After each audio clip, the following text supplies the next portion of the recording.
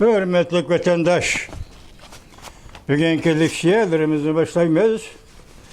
Leksiyede size gacuruz, Washington'dan sözdeyimiz. Bugünkü sağış kimi 25. yıl 8. ayının 22. günü. Heptiki cümle vatandaş. Bugün sizlerle sözdeydiği leksiye mesela alaylı 8. ayının 15. günü. Amerika Koşmuş Ştatlarının Prezidenti Donald Trump, Rusya Prezidenti Vladimir Putin bilen Alyaski ştatida söhbet ötküzdü. Biri Rusya-Amerika münasebeti, şundakla Ukrayna uruşu meselesi. Tövbe. Ne o vakti geldi üteldi. Meselesi oturda söz işle bulup öttü, söhbet neticelik ahırlaştı. Rusya taraf hem şunda ifade bildirdi, Amerika Koşmuş Ştatları Prezidenti hem söhbetimiz neticelik buldu dedi. Yani vaziyet degen özgürüp durduğun asker vatandaş. Vaziyet degen özgürüp durduğun asker, nersker, şunu da qaraganda hazır. Rusya özünün gepide yenip aldı mı, levzidin yenip aldı mı? Bugünlerden, tünügünlerden hazır bu vaziyette bir özgürüş. Bolgandek bir ahval oturuğu çıktı vatandaş. Mesela alaylı bugün bana bu mavzumundak zor özgürüş. Prezident Donald Trump elişişqa tayyorlik qildi. Mavzuli xabar 8. ayının 21. günü Venbet orbitida e'lon qilindi. Xabar mundaq boshlandi. 8. ayının 21. günü Amerika Koşmuş Ştatları Prezidenti Donald Trump universal matbuot fikir qoldirib, Ukrayna'nın Rusiyaga texmi ko'p hujum qilishiga sukut qildi. Aksaray Prezident Vladimir Putin'ga besim işletip, onun Prezident Zelenskiy bilan söhbet qurishini qo'lga keltirmoqchi bo'lgan edi. Bu sözler şunun için kişilerin dikkatini özüge celp qildi ki yaka tartdı ki vatandaş. Çünkü Rusya ile Ukrayna'nın söhbeti yani bir qatam qatmallıqqa tushib qoldi. O'xshash bir kunda Rusya Prezidenti Vladimir Putin Rusya-Ukrayna urushini oxirlashtirishning shartlarini o'ttirg'a qo'ydi. Jumladan Ukrayna Şarkı taraf zimmellerden bütünlüğü vazgeçişi gerek. NATO'ya a'zo bulup kirishdan vazgeçişi lazım. Ukrayna bir taraf devlet bulup turishi lazım. Hem de her kandak bir G'arb devletinin Ukrayna asker avatishini cheklashi lazım. Söhbetden keyin Moskva tarafının ifade bildirishi asoslanganda masalan G'arb devletleri bulup bir Avrupa İttifakı a'zo devletlerinin Ukraynaga asker kirgizip asker turg'izishiga amaliyotda bu tinchlik saqlash şekildeki bir askerdan qo'shilgan edi Rossiya. Endi bu kishi Prezident Vladimir Putin Moskvaga qaytib berib bu gapida yenib oldi. Hem bu yer nima deydi? G'arb devletlerinin Ukraynaga asker avatishini cheklashi lazım. Kim cheklaydi? Prezident Zelenskiy. Kimin şartları bu? Mesela Vladimir Putin'in şartları vatandaş. Demek ardımızı bulup ötken vaziyetlerden aksçe bugün Prezident Vladimir Putin'in meydanı yanımışlar özgür degen gibi. Eğer tecavüzge uçurgan devlet, tecavüz kılgıcı devletke hücum kılmaydıgan bolsa, urushda g'alaba qilg'ili bo'lmaydi, hatto g'alaba qilish mumkin emas. Prezident Donald Trump 8. ayının 21. günü universal matbuotda shundoq yozdi. Endi de masalan bunun gap Rusya Ukraynaga tajovuz qildi. Ukrayna Rusyaga qarshi urush qilishi kerak. Qoida shundoq bo'ladi vatandaş. O bir davlatda. Endilikte Ukrayna Rusya'ya karşı uruş kılmaydıgan bolsa bu g'albadan söz etish mumkin emas dedi. Universal matbuat yazgan xitida Amerika Qo'shma Shtatlari prezidenti Donald Trump. Donald Trump bu universal matbuatga yana mundaq yozdi. Xuddi tantarbiya sohasida bir guruh futbolchilar mudofaada yaxshi turib, lekin hujum qilmaganga o'xshash. Maydonda futbol o'ynayotganda sen u vartarga bir top tepsan, sen bu vartarga bir top tepsan. Buning o'zi musobaqa.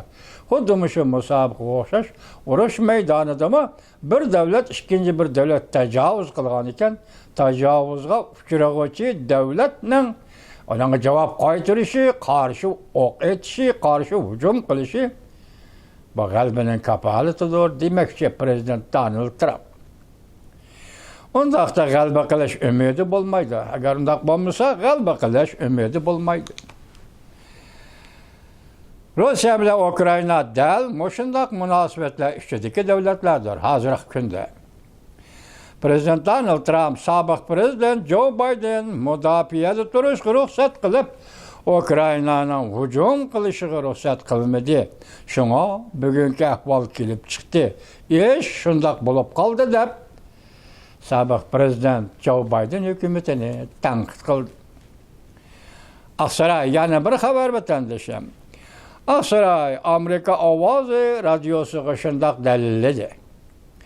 Davlat ishlar kotibi Mark Rubio Ukraina bexatarligi kapolat berish komitetiga rahbarlik qildi. Mavzuli xabar 8-oyning 21-kuni Amerika ovozining Xitoy tili programmasi e'lon qilindi. Xabar mundaq boshlan. Aqsaray davlat ishlar kotibi Mark Rubio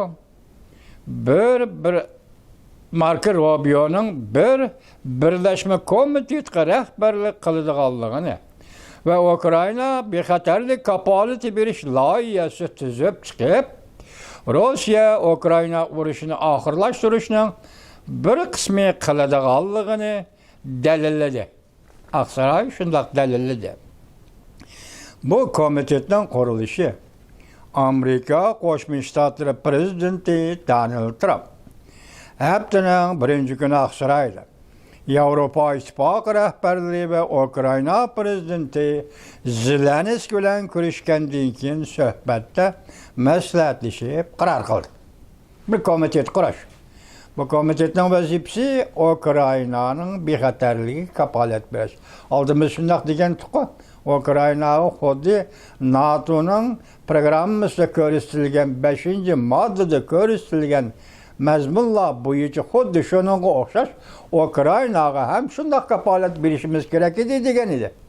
Endi bugun hozir Aqsarayda qurilgan komitet dal shunday kapolat berish komiteti, loyiha tuzish, plan tuzish komiteti, dal shu komitetga Amerika Qo'shma Shtatlarining davlat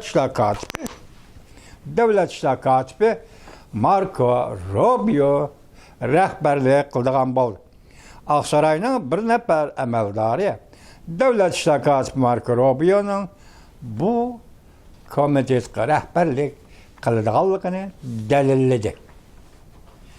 Endi yana bir xabar vatandashim. Bu xabar kona xabar yoki kona tashkilot, Shanxay hamkorlik tashkiloti.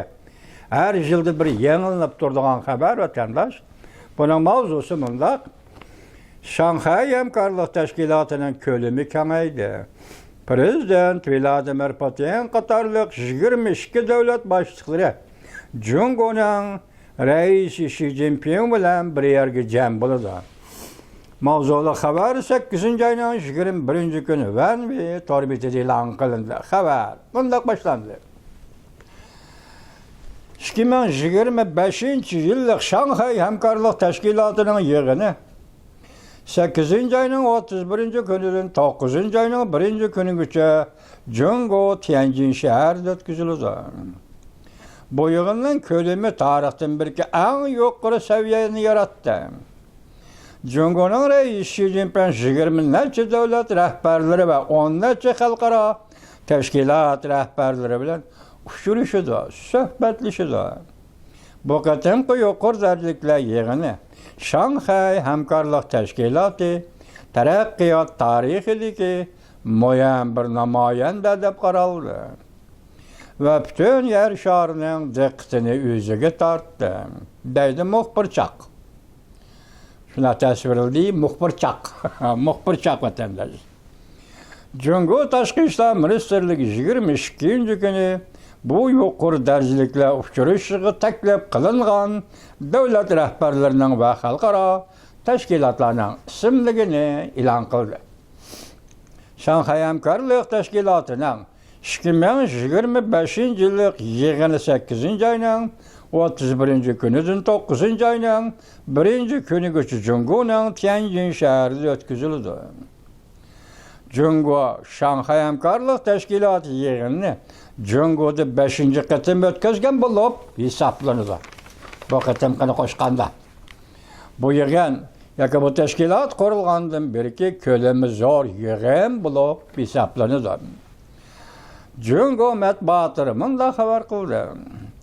Jungo Tashqi ishlar ministrligi yordamchisi Liu Shanjin 22-kuni chet el matbuotlarida etib tanishtirib, Rais Xi Jinping 20 davlat rahbarlari va 10 necha xalqaro tashkilot rahbarlari bilan birlikda Tianjin Huayhe mehmonxonasida Shanxay hamkorlik tashkilotining qurilish muvaffaqiyatlari, tajribalarini va bu tashkilotning taraqqiyot manzurisini xulosalab, Shanxay hamkorlik tashkilotiga a'zo davlatlarni o'rtaq tonishini jo'g'lab, bu tashkilotning taximi zich va qo'yiq o'rtaq taqdir nishoniga qarab qadam tashlashini ilgari surdi. Turkiy Jungo Kompartiyasi Xi Jinpingning shuari insoniyat o'rtaq gavdasi edi. Endi bu rayon doirasiga, ya'ni Shanxay axboroti tashkiloti doirasiga kirib qoldi-ya. O'rtaq tunish va o'rtaq taqdir deganga bu yerda ishlatilibdi. Xalqaro insoniyatning o'rtaq gavdasi degan gaplar kelib qolgan o'shanda vatandosh. Ilgari surda bu yig'inga taklif bilan qatnashadigan davlatlar Belorussiya prezidenti Lukashenko, Hindiston vaziri Modi, Iranning prezidenti, Qozog'iston prezidenti Toqayev, Qirg'iziston prezidenti Japarov, Pakistan vaziri Shahbaz, prezident Vladimir Putin, Tojik Rahmonov, O'zbekiston prezidenti Mirziyoyev, Mongoliya prezidenti Soxa, Ozarbayjon prezidenti Aliyev, Armeniya vaziri Pakinyan, Kambodsha, Malta, Nepal, Türkiye prezidenti Erdoğan, Mısır'ın vaziri Madipol, Türkmenistan prezidenti Berdiyev, Muhammedov, Endonezya prezidenti Laos, Malayziya Enver, Vietnam vaziri Pemmin qatorli kishilar qatnashidan Birleşken Devletler Teşkilatı'nın katibi Guterres'mo bu yığına qatnashidi. Şu devletler keyin hisobda hozir qancha sanayapmiz vatandosh. Şu devletlarning hammasi Shanxay hamkorlik tashkilotining yig'iniga qatnashidi ekan. Shanxay hamkorlik tashkiloti deganda bu nima? Biz boshdan oxirda shu to'g'rida to'xtalganda ko'p to'xtalmadik vatandosh. To'xtalgan chog'imiz shunday dediki, bu Shanxay hamkorlik tashkiloti O'rta Osiyoda jumhuriyatlar mustaqillik jakolab O'rta Osiyo davlatlari mustaqil bo'lib qurilgandan keyin Jungo Kompartiyasi shu vaqtgi Jiang Zemin hukumati bu ahvoldan cho'chidi bo'lg'ay va yoki bu ahvolning, ya'ni O'rta Osiyoda mustaqil davlatlarning o'rtaga chiqqanidan o'ylab qoldi bo'lg'ay. Shu vaqtdan boshlabla Uyg'ur millatchilariga qarshi yoki Uyg'uristonda Uyg'urning demokratik uyg'onishiga qarshi, demokratik uyg'onishdan paydo bo'lgan har xil haddi harakatlarga, masalan namoyish xarakterlik va masalan boshqa shakllardagi harakatlarga qarshi turish uchun yoki o'zining bu mustamlika rayoning bexatarligini qo'g'dash, saqlash ma'nosida Şanghay Hamkorlik Teşkilatı'nı kurup çıktı. Şanghay Hamkorlik Teşkilatı'nın hazırgıçı mevcut bulup duruşu dollarını Cungo hükümete haclaydı vatandaş. Mehmanxana yemek, içmek o bu degenin hamısı serpiyatın Cungo hükümete haclaydı. Buna qaraganda bu devletlerin hamısı gelip bir oyun tamaşa kılıp ketidi deyseniz mi buldu? Çünkü Uygurlarga tahdid etme popuzu işletiştin başka bir Şanghay Hamkorlik Teşkilatı. Hiç kandak rolü yok vatandaş. Bu Şanghay Hamkorlik Teşkilatı'daki Rusya ile Xitay'ın özünün hesaplaganda başkalarının hiç kandak bir tesiri yok vatandaş. Yani bunun yakından bir Türkiye katlaştığı otur şarkıdaki bir demokratik devlet hesaplanatı bu kanda katlaş Türkiye bunu şengin olmaydı. Hiç kandak tesiri yok. Halkara siyaset görürsüzden tesirim yok. Rayın dairesi görürsüzden tesirim yok. Hiçbir yok vatandaş. Fakat bir maksat Uygur'un uygun işi, Uygur'un demokratik uygun işi karşı. Bulup mu Uygurlarda demokratik şahsiyetçilikten uygun işi karşı. Uygur vatanperverleri karıştırışlı kurulan teşkilat ve bu yolda onurgun işlerini kıldı. Mesela Orta Asya'daki devletlerin hamısı Xitay ile birleşip Uygur'un kişilik hukuku karta olan gerçi bir vasıta besim işletmegen basımı diken bazı Uygurlarını tutup Xitayga tapşırıp beriş, siyasi panahlıq dilgen Uygurlarını Orta Asya'dan qaytırıp Xitay'nın koluga beriş. Mesela Orta Asya ticaret kılıp atkan, hatta şu devletin iqtisadiga yardım berip atkan Uygur ticaretçilerini tutup türkümlep Xitayga qaytırıp beriş ve bunun ornuğu misalıga mesela Tacikistan'dan Rahmanov boynuğa altın zinciri esiş, altın medalga egi buluş, dollar haclaş degендek. Bu işlerin hamısını kıldı Orta Asya devletleri Xitay ile buluşup Şanghay Hamkorlik Teşkilatı dairesinde bu işlerin hamısını kıldı. Bu Uygur için eğer besim peyda kıldı. Mesela Kırgızistan, Tacikistan katarlıq devletler Xitay'a qaytırıp gelgen Uygurların hazır hiç kandak yeri deriki yok. Bunlar özü nerede, bunların ata-anası nerede, bunların turalgısı nerede, bunların hayatı nerede, bunlar nerede nefes elevatıda ölgen bozu, bunların cesedi nerede vatandaş. Şanghay Hamkorlik Teşkilatı'daki atılmış teşkilat muşni kıldı. Uygur'a zerbi berişte hakikaten o zor işlerini kıldı. Xitay'ın nazırdı, zor işlerini kıldı vatandaş. Bugün endi eçilipdi, biz bunu hem de vakit içinde biz şunda kolaylığımızdan tahlil kılıp geldik o. Mesela sen tünüge 20. günü lihasaga badın. Tibet'nin, Abdunam Ray'ın kurulğanlığının 60 yıllığını hatırladın 20. günü. Demek bugün senin Şanghay Hamkorlik Teşkilatı'nın qaratmılıq cihetini etkanda pekatla Uygur'un uygunuşu karşı koyulgan bu teşkilat bugün 21. gün hazır. 8. ayının 31. günüdün 9. ayının 1. gün Tianjin şehirde yığın açıdı. Hem de 9. ayının 1. günü 9. ayının 3. günü ötkendi Cungo'nun 80 yıllık uğraş galbisi, Japonya uğraş galbisinden harbi paradı oldu. Prezident Vladimir Putin yığınga keldi, qatnaşı Şanghay Hamkorlik Teşkilatı yığını qatnaşamdı o qandaq. Agar Şanghay Hamkorlik Teşkilatı yığına keldi dep qatnaşdı, mana hazır xabarda şundaq depdi. Kelip Prezident Vladimir Putin qatnaşadigan bo'lsa, atsi harbiy parat qatnaşamdı qandaq. Prezident Vladimir Putin için aytganda bu qatimqi bu Şanghay Hamkorlik Teşkilatı qatnashishning ahamiyati faqat Alyaskadagi suhbatni dokolat qiladi. Xi Jinping dokolat qiladi, Xi Jinpingdan fikr oladi, Xi Jinping besim ishlatadi, Xi Jinping bilan yani nima bu? Masalan, Alyaska suhbatining umumiy manzilasiga, umumiy natijasiga Xi Jinping qanday qaraydi? Bunun içinde xilma-xil siyaset derece o'ttirg'i chiqadigan siyasetler belki bu qatim Prezident Vladimir Putin bilan Xi Jinpingning o'ttirg'i chiqadi.